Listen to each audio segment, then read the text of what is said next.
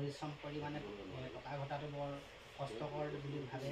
সেইকাৰণে কোৱা মেলাবোৰ এতিয়া বাদ দিছোঁ।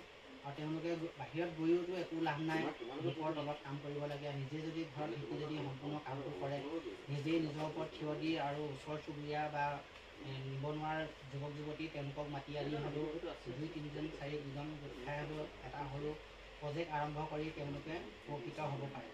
আপুনি মাহেকত কিমান মান উপাৰ্জন কৰে? মোৰ মাহেকত এবছৰত ছিজন লৈ পিনে কেতিয়াবা 1.5 লাখ 2 লাখ হ'লেও হয়, আৰু ছিজন কেতিয়াবা বজাৰ বেয়া হ'লে 80,000 পৰা 90,000 বা কেতিয়াবা 60,000ও হয়। সেনেকুৱা পৰ্যায় হৈ যায়গৈ। আপুনি বস্তুখিনি ক'ত যোগান ধৰে? বস্তুৰ মোৰ প্ৰায় অৰ্ডাৰ মতেই কাম হয়, চব মই কুৰিয়াৰ কৰি দিওঁ। নহ'লে তেওঁলোকে যিখিনিয়ে মোৰ আগতেও মোৰ ৰিপৰ্ট আহিছে বা ৰেডিঅ' চেনেলতো বাজিছে, ডিব্ৰুগড় অনাতাঁৰ কেন্দ্ৰত, তেওঁলোকেও মানে সেইবোৰ গম পায়